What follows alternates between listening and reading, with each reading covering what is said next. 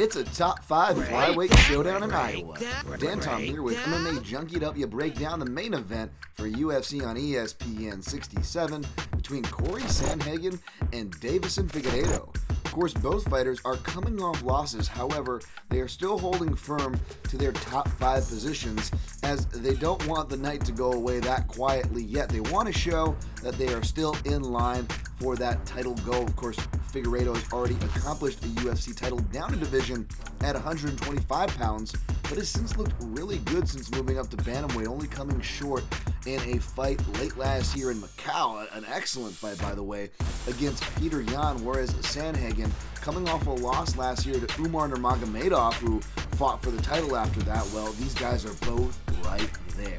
At the time of this video, the odds makers and the public are heavily siding with the American Sandhagen in the neighborhood of minus 520 to come back on your underdog Figueiredo in the neighborhood of plus 350.